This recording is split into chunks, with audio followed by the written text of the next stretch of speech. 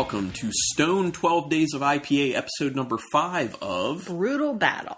Second to last episode. We are almost there, and I'm hoping for some more wonderful hoppy goodness from Stone, from this pack that we're working through. Sorry to some people if you're not a big fan of the fact that we're just doing 2 at a time, but that's just kind of how we drink beers nowadays.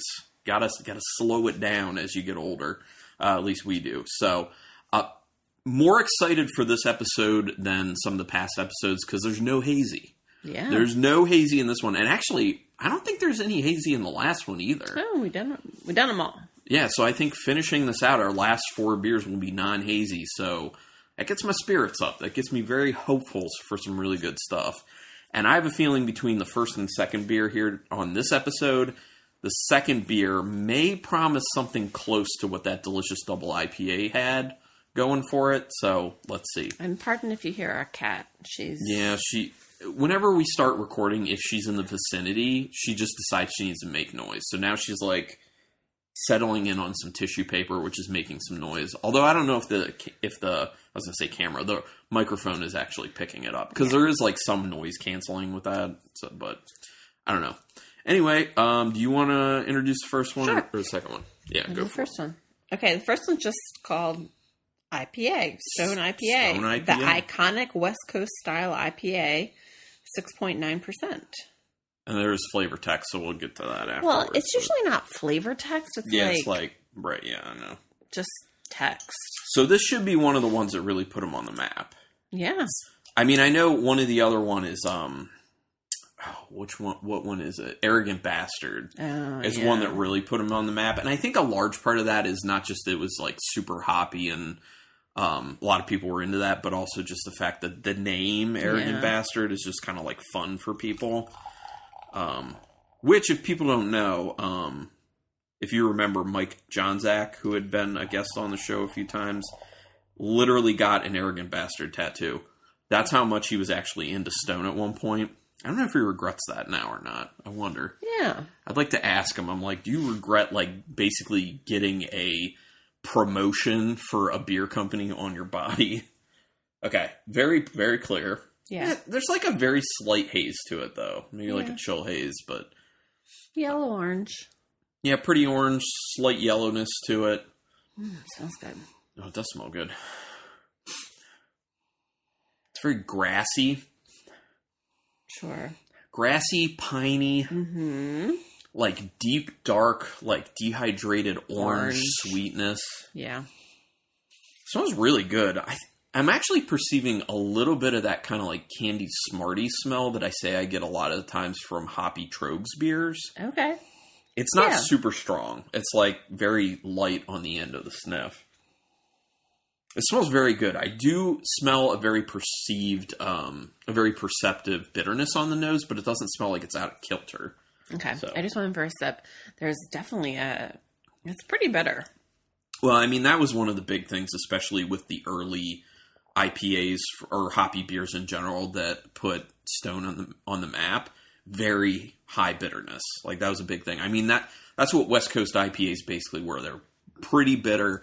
And at one point, there was that kind of race where everyone was trying to get as many IBUs as possible, which was just creating a lot more bitterness in beers. So it's good. I mean, it tastes like it smells. It does. I'm not perceiving a lot of the Smarties. No. But the pine and the dehydrated oranges for sure. Yeah. I think there's more pine in the flavor than there was on the nose. Sure. The dehydrated orange is definitely there. I think it's at about the same level as what's on the nose. Yeah, very big bitterness that comes in at the end. Yes. And there's this syrupy resin aspect to it as well. It's almost a smidge too bitter for me. Yeah, I can see that. It's interesting because like it kind of like initially presents as kind of syrupy, but then on the finish it's more thin. If that makes any sense? Like, my experience of the viscosity of it changes based off what I'm tasting. It's kind of a weird thing. Yeah, it's like initially it seems like, oh man, it's pretty syrupy, and then it kind of like turns into, oh no, it's a little more watery than that. Yeah. I don't love it, but I don't hate it. I think I'll enjoy drinking it. Yeah, it's pretty bitter. It is pretty bitter. Yeah, that's my biggest critique of the beer. So I would be interested to know, and I'm going to look it up on my Untapped, what I thought about this beer when I had it prior. Oh. But I don't even know if I was... Okay, Stone IPA. Let me see the last time I checked into it. I checked into it June 13th of 2015. So we're like 8 years removed from that. I gave it a 2-star rating. I wasn't digging it. I was not liking this beer. What would you give it now? On Untapped? Yeah. 2.75, maybe? Okay, so you like a 2.75, 2.5, somewhere in there. Yeah, I don't love it. You gave it a 2 before? Yeah, a 2. Oh, I don't. It's definitely not. I mean, I do feel like the bitterness is kind of out of kilter. I think that's one of the big things is like we had the time period when beer like this got popular, where breweries were trying to make it as high ABV or as high IBUs as possible. So I was driving like super bitter beers, but that's what people were latching onto and saying like, "This is cool. This is what I want." But then we've gone the opposite direction and we want pretty much no bitterness with these hazy beers. So I feel like we have experienced the two extremes basically. Like when this Stone IPA came out, it was going too heavy on the bitterness. Now we're going too light on the bitterness. And the reality is where we were popularity wise versus where we are right now, we should be somewhere in between for like the sweet spot. At least for me personally. So, yeah, just saying. But anyway, let's just go ahead and jump to the second beer. And this one I'm more interested in. I remember liking this one more, but then again, I can check on tap and see if that was accurate. This is a Ruination IPA. Oh, I said we were going to read the back of the regular IPA. I'm just going to see if it actually has... Okay, it says bright hop fruitiness, piney vibrancy, and tantalizing bitterness. Well, I don't know if it's tantalizing bitterness. And it does say the hops are Magnum, Chinook, Centennial, Azaka, Calypso, Ella, and Vic's Secret. And then flavor notes are lemon peel, tropical, and dank. I mean, it's dank. I can see lemon peel. Mm-hmm. I don't really think tropical. Yeah, I don't get that. Tropical. The interesting thing is, I bet they changed the recipe hops-wise on this beer because I don't think Vic's Secret and Ella hops were available back when this beer first came out. But that's common. Like, the recipes kind of change as time goes on. They try and, like, hone them. So, anyway, but Ruination IPA is just a straight-up IPA. But actually, it's Imperial. I'm surprised it doesn't say Imperial because it's 8.2%. So that goes into, the double IPA category. All right, let's see how this one is. My big hope is that it's not too similar to the regular Stone IPA. I want it to have enough different flavor and aroma profile. It looks very similar, only I think this one's a little more orange. Okay. When I hold them up side by side. Yeah, I can see that. That makes me more hopeful for like it being a little more serious, a little more syrupy, which I kind of dig more from their beers. This is a very light nose. Interesting. You gotta sniff my arm. There's a lot of pine. There's something else. It's very syrupy. Yeah, it does smell very syrupy. It is like they were saying for the Stone IPA. It's pretty dank. Mm-hmm. There's a little something I'm trying to suss out here. I'm not getting a whole lot. Your nose is better than mine. Slight pineapple. Maybe. Orange as well. Orange is like the regular IPA. Standard. Yeah, the nose isn't as pronounced as the regular IPA is, which is kind of weird to me. It's really it doesn't smell as bitter as the IPA did. It's lower on flavor. Yeah, it is. What's up with that? It's very low on flavor. I think the bitterness is kind of similar. Actually, I'd say it's a little less. Yeah, I think it's a less. It's still pretty medium high on the bitterness. It's very piney. It's very earthy. Like, there's this little bit of, like, almost a dirt flavor to it, which can happen if you have a certain level of bitterness with beers. It's super earthy, lots of pine. Trying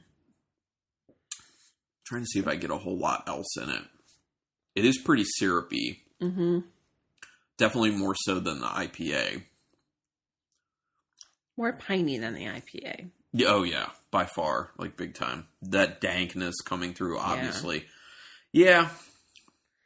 I'm not loving it. No. I'm not loving either of these, honestly. I like the IPA more, the first one. Yeah, I gotta go between them. Just because I think it has more flavor. Sure. I get that. Especially, like, if I'm going to drink, like, a 8%er, like, I want to taste something. Yeah. So here's the thing. There's more depth of flavor from the IPA. I do think it's more bitter, so there is that kind of trade-off. The Ruination, like, I taste more of the ABV. Like, the ABV's coming through. Yeah. It's a little bit astringent, and you're not really getting that with the IPA, so... Yeah, I mean, for me, the winner, and it sounds like you too, it's going to be the Stone IPA over the Ruination. But, yeah, I mean, we'll see. We'll see what the final two beers end up being. And as a reminder, I know we've said this on the other episodes, maybe not all of them, but at the end, we are going to give our full-on ranking of all the beers from the pack. So, I think both these beers kind of showcase that this level of bitterness is just, we don't really need that anymore, you know?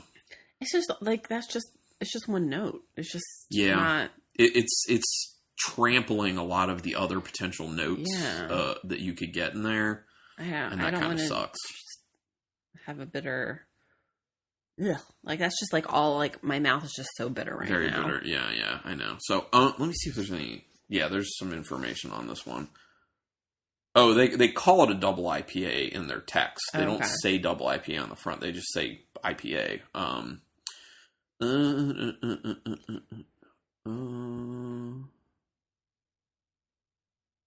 They said that over the years, as technology and techniques for maximizing hoppy goodness evolved, so did this beer. So I guess they've kind of tweaked.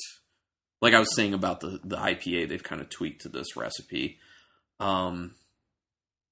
It really does not say anything about the flavor. It literally says nothing about the flavor. It just kind of talks about its reputation and that it's kind of like changed a bit over time. And this is also brought back for a limited time. In original old school form. So, whereas I would like the Sublimely Self-Righteous to stick around, I don't need this one to stick around. And the regular Stone IPA doesn't say... Yeah, this one's not limited. They're still doing that one. So, and there's no information on like what hops are used or anything like that. So, wait, unless it's in this very small text down there. No. Okay. Well, that's it. Had higher hopes for this episode, but it is what it is. It'll help for the ranking, make things a little bit easier, but. Anyway, that was a good time.